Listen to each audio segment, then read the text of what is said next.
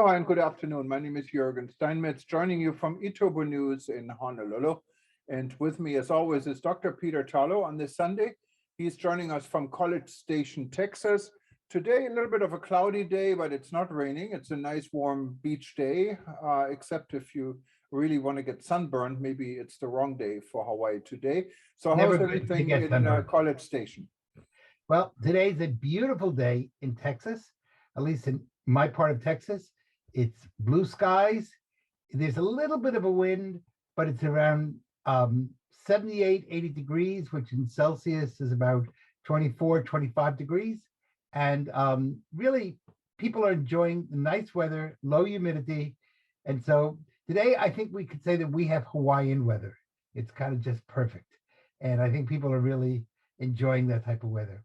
And that's good because, Sunday's the day when a lot of people have a day off. They're able to take advantage of some of the sporting activities. We're starting to see outdoor activities really developing, and people in much of the world are taking their masks off. And that's also really great because it's kind of a sign back to normality. And I think after 2.5 years, we need that. Yeah, and here in Hawaii, I can tell you as of yesterday, masks are not required. You can, of course, wear a mask. And I was surprised. It really, nothing much has changed. Almost everyone here in the building I live, everyone you run into Ala Moana Shopping Center who lives here is still wearing masks. So it really hasn't changed. Even my walk at Starbucks in the morning, everyone is wearing masks. We can detect tourists really don't like the masks. So when we see tourists, they usually, for the most part, I haven't seen a lot of tourists wearing masks, but among us locals here in Hawaii, it looks like masks wearing almost become a new normal. And so far, it hasn't changed. Maybe time will teach us different. But then, of course, we want to stay safe, better safe than sorry. And there are many parts of the world where masks and also vaccination requirements are still there. Like one of the countries is Panama. In Panama, the mask is now voluntarily, but if you travel to Panama, you still have to have your test. And yesterday was a major tourism event that finished, a 2 days event where also our friend, the Skoll International President Juergen talked to the Minister of Tourism, who told us all his big plans in relaunching tourism in Panama. And if you really think about it, with an airline, a Star Alliance carrier, Copa, headquartered in Panama, it's very well connected. You can get from a lot of North American gateways to a lot of South American or Caribbean gateways, and even to Europe with nonstop flights. So there's a good potential for tourism in Panama. Panama has a lot of nice things, including the fact that besides Copa, which is probably the best of the Star Alliance airlines and does a really good job, but Panama City's airport is spectacular. If you're traveling through Panama City, you have this, it's so easy to get from one part of the airport to another, and there's no paperwork. You only go through paperwork when you actually go downstairs to enter the country of Panama. But as long as you are in the Panama airport, you're in sanitized area, which is great. Panama is also, of course, the home of the Panama Canal, which is a world-class tourism attraction. And Panama is great for, they are really working hard on improving their tourism security. So all of those things lead Panama to be a really interesting country. Truly, it's a connection. It's the hub of the Americas, both North and South America. So I think that's great. I think most people, really the big objection to masks was not the wearing of a mask. It was being told they had to wear a mask. And I think now you're seeing people who want to wear a mask, and those who don't want to wear a mask, don't wear a mask. And everybody seems to be doing quite well with that, live and let live. Well, we just need to see, time will tell. I mean, if you look at Europe, I saw the numbers for Germany, the COVID numbers, and they're at a record high. And so are the same numbers in most European countries. And restrictions are literally no longer there. So it is a little bit of a risk. Yeah. Maybe I hope it's not too much of a risk. I think time will tell. And of course, when it But I don't think comes, I don't think this variant is a very deadly variant. I think it just kind of gives you a cold. well, in Germany, 129 people died yesterday. Okay. In the United States, several hundred people, that is more than a wide body plane, are dying every single day. So it's not finished, but I think we became immune. We accept the risk. And for many people, it's a low risk, I agree, but it is still a deadly virus. So we Yes, should of be course. aware of it. But of course, 129 people is probably less than the number of people die in car accidents, who die of diabetes each day, who die of many other diseases. So, you know, I think we should be well protected. I just think that we can't become hysterical, and the tourism industry especially cannot afford to become hysterical. I think we have to see this within proportions. Certainly, one of the problems is when people die, we don't quite know if it's necessarily from the new COVID variant or just a form of the flu. So that's another big issue that we. No, I'm talking about the No. numbers. Actually, Peter, the numbers in the United States are low, low in a sense, and this is strictly COVID-related death. Yesterday, we had 221 compared to the almost 2,000. Yes, it is low. So I guess it's a positive sign, and we'll see where it goes. But one thing I have to disagree with you strongly Okay, is good. Copa being the best Star Alliance carrier. I can tell you have not flown Thai International or Singapore Airlines yet. No, you're probably right. I'm going to take that back. I withdraw my thing. Copa is the best of the Star Alliance carriers in the New World. All right. Okay. Now, when it comes to sports and other events, the Formula One is going on in Jeddah. It started yesterday, maybe a little bit with a scare because they had a major explosion at one of their oil. There were 9 terrorist attacks yesterday in Saudi Arabia. So it is, yeah, it is definitely kind of with a question mark, but people are attending in good numbers, and the event is going on, and local tourism authorities say it's not related to tourism. It probably isn't, but it's still a scary thought that you're in an area where everything that things takes explode place in the neighborhood. and everything that takes place is related to terrorism. I mean, because if you see it and you can see the explosion of the oil refinery, that's going to scare people. On the other hand, I have to give a lot of credit to the Kingdom of Saudi Arabia. The fact is they didn't panic. They continued on, which is the way to do it. And they refused to give a victory to the Houthi rebels. So all those are really good. At the same time, the Middle East is really blossoming. Of course, as you know, right now is going on in Israel, the major summit between Morocco, Egypt, Bahrain, United Arab Emirates, and the United States. And that's taking place really in a very symbolic place for Israel, which is Sde Boker, which is the home of the desert home of Israel's first prime minister, David Ben Gurion. It's kind of like Mount Vernon is to the United States. And the fact that this all is taking place is really valuable. And all the ministers, including the Israeli minister, sent condolences to the King of Saudi Arabia, to the Kingdom of Saudi Arabia. So you can see how new coalitions are forming, and these may form as major tourism alliances, so that people will be able to go to those 5 countries on, I don't know if they want to do in one tour, but maybe 2 or 3 tours, or at least combine. And we're seeing all new sorts of tourism opportunities that are taking place that are blossoming in the Middle East.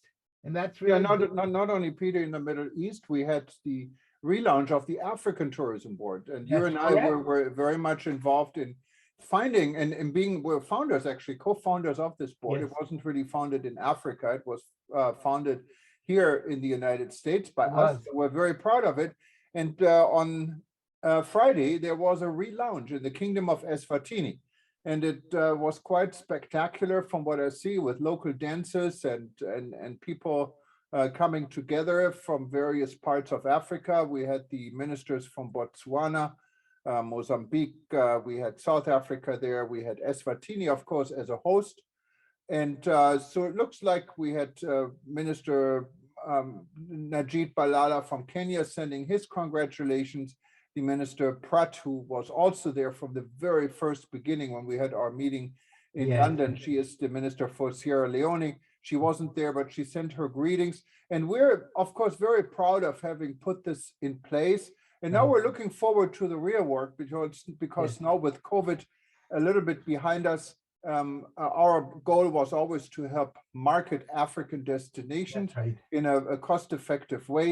And that's why the African Tourism Marketing Corporation, what you find online at africantourismmarketing.com, is reactivated at the same time with packages specifically for the African destinations and businesses to come together and market their product specifically on the very lucrative North American Market. tourism field. And what's really great is that now they can have in Africa their African Tourism Board, but of course the marketing agency shouldn't, you don't market to yourself, you market to other people. And so the nice thing is we'll have the African Travel Marketing Corporation, Tourism Marketing Corporation. Don't mess it up now, Peter. It's Yeah, africantourismmarketing.com. I have to learn it. Which will be in the United States. So that way it'll allow Africa, the ATM, so I won't mess it up that way, which is not taking money out of a bank, but in this case, it'll allow people to market so they can put money into their own bank account. And that's really, I think, we will be very important in allowing Africa to become a major player around the world. So I think there'll be two sides. The African Tourism Board, which will of course be looking at internal issues in Africa. And then we here on the marketing side that will be looking at helping to make Africa open to the rest of the world. So really kudos to us. I think that's really, we've hit the right formula here. Yeah, and I remember the times, of course, your expertise is in safety, security, when we met Lily, who is still the head of the Uganda Tourism Board, and you helped her at the time with 2 safety security issues. I'm not going to lay it out now, but it was a serious issue for Uganda, and you helped them out and actually assisted the minister and also Lily to get the right message to the public. And this all worked out very well. And I remember when she told you at the launch of the African Tourism Board, Peter, I'm not going to do anything anymore without your permission. So it was, I think, our pleasure. Our goal was to help Africa get itself on its feet, which I think we accomplished. And now Africa has to stand on its own. They've grown up. And then it'll be our job here in the United States to do a better job of marketing. And people who are interested probably want to go to our website. You might want to give the it's africantourismmarketing.com. So africantourismmarketing.com. Think of it as ATM, but not where you get money out of your bank account, but rather how to add it the other way around, africantourismmarketing.com. And I think this is part of this whole new rebirth. I've noticed that on airplanes now, service has gone up a little bit. Now, it's not yet to pre-COVID, but we're getting closer. So again, that's, each day, maybe we're getting a little bit back to where we should be. And I'm hoping that will take place. I see that airlines are starting to order new planes again, that there's some really interesting concepts on some of the companies have come up with really unique marketing strategies for their passengers.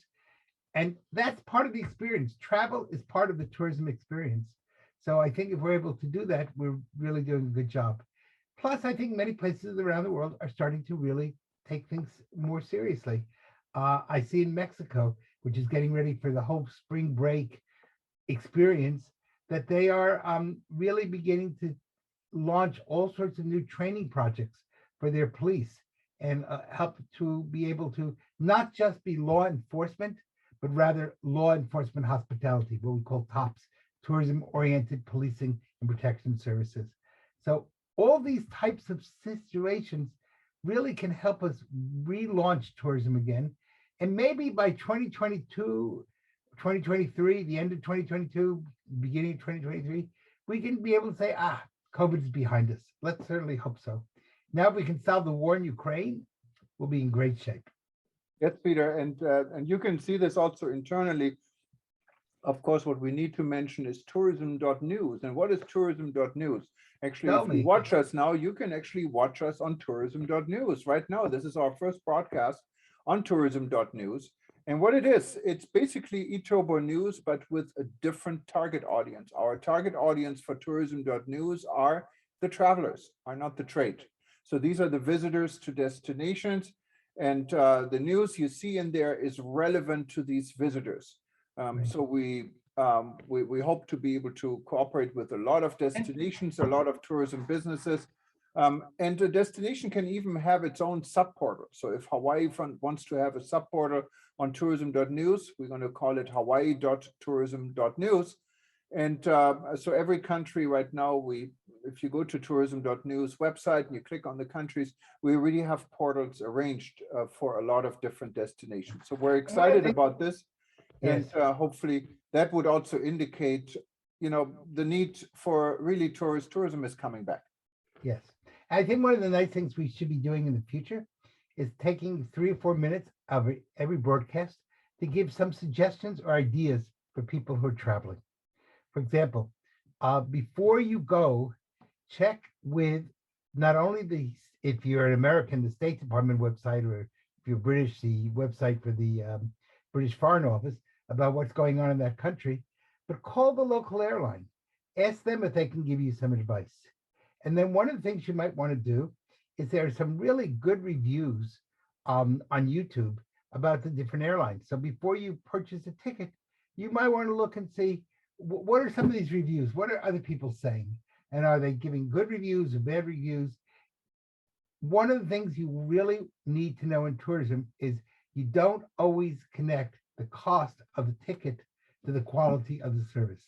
Sometimes a lower cost ticket may provide better service or vice versa. So one of our tips, I think, to travelers ought to be traveler, buyer, beware. Look through and do your research before you purchase a ticket.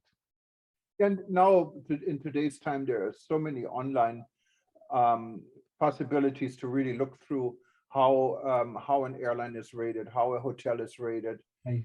And you can do this also from several sources. Of course, you don't just want to go to TripAdvisor, for example, alone, but look at Expedia and look at other things as well. And you find independent ratings. Sometimes it might be worth to spend $5 to get something more independent, because sometimes you have to read in between lines. So obviously, when you go to a Marriott website and see a rating on a Marriott hotel, you can expect it's a positive rating.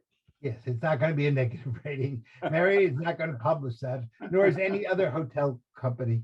On the other hand, if you look at 3 or 4 and you do a little bit of research, you can have a much better travel experience. So the time to do this is don't complain after, do your research prior, and understand that people are hungry for your dollar or your pound or your euro, whatever it happens to be, and make them work to get your business. They will. But if the tourist demands and says, if you don't provide the customer service I expect, there are alternatives, and I'm going to find another alternative. And you know what? The industry is going to react to that and reflect. So one of the things I do is I write after a good or bad flight to the airline, and I give them not their website, but I actually send them a letter and say, this is what I think you did well, and this is what I think you didn't do well. And I usually get a response. Yeah, no, customer service is important, and you can almost make any phone calls to any company in the world, and chances are 5 minutes later you get someone calling you, how was the phone call? So that is big business. But parting in terms of service, one of the things I'm hoping people will do is send in emails to us telling us areas of advice they'd like us to give them and what areas would be of interest to them, so that we can make this, if not interactive, at least hear what the public is saying and then react to their needs. And a lot of our news tips at eTober News come exactly from situations like this. So many times we've been able to help in the background without ever publishing situations. But on the other hand, sometimes when you publish something positive or negative, it will definitely have an impact somewhere. Well, one of the things that is going on, and maybe we will need to talk a little bit about this or switch, is a whole program that we're doing called Scream for Ukraine. And unfortunately, I'd like to be able to tell you that the war is over and everything is great, but that's not true. So yeah, we're gonna have some extra sessions, I think, on Scream coming up. But for those that are not familiar with Scream, you can go to the website at scream.travel. And it's all about the help and assistance or communication the world can assist Ukraine with, specifically in their struggle. And we're not pointing fingers at anyone, no one here. And I have to say, I got a number of very, very angry and nasty emails this morning from Russia, from our readers in Russia, and we value our readers in Russia in the travel and tourism industry. That has nothing to do with our readers. This war is not a personal thing. This is something what is between governments. And unfortunately, many times in this case, the travel and tourism industry is a victim in between. And but I wanted to assure all our friends in Russia, we're not your enemies and we're not against you personally, but we're helping Ukraine and the Ukraine travel industry to survive through this terrible situation they're going through. And yes, and the situation is because of Russia, but it's not because of our readers in Russia and those that are now actually also struggling because of the sanctions. I think the really important thing is that we are not a political organization. What we're here to do is to stop suffering. And we don't want a Russian mother cries just as much for her dead son as a Ukrainian mother. And we don't want anybody to suffer. We don't want anybody to die. What we really would like, I think our position is very strong. We'd like to see peace. And that's not only for Ukraine and Russia, but that's in any other place in the world. We don't want acts of terrorism. We don't want people trying to kill each other for whatever bizarre reason it is. And terrorism, and it shouldn't take place in Europe or the Middle East or Africa or Asia or Latin America. And there's, unfortunately, in the human soul, there's a sense of violence. And one of the things that we need to do is really create peace in showing the beauty of the human soul and not the ugly part of the human soul. And that's why I think the travel and tourism industry is a custodian of peace. And that's what we live by. The same as the Skalway, this organization we have been supporting, it's doing business among friends. And that's hopefully where it stands and where we can get to. And Peter, it was good seeing you again on this Sunday, and hopefully we can catch up tomorrow or the day after. Good. And if well, for those that wanted to, this is good. This is the beginning of a new week, and hopefully, every time you have a new week, you have new hope. So let's hope that by the end of this week, when we get to Saturday, we'll be able to say, it really was a Saturday filled with peace and beauty. So that would be the nicest thing that we could hope for. Yeah, and for those that wanted to see this this show and many of our other breaking news shows, again, you can go to our YouTube channel or simply click on the links you see on eTober News and our other publications, and you can watch everything. Also, you might want to watch our special report from Panama. We talked about it earlier, and also our special report from Ukraine about Scream, and then also the African Tourism Board Lounge in Eswatini. All of this is on our YouTube channel, and hopefully we see you again. I can say aloha from this end, Peter, and talk howdy from this end. All right. Have a wonderful day. Bye-bye.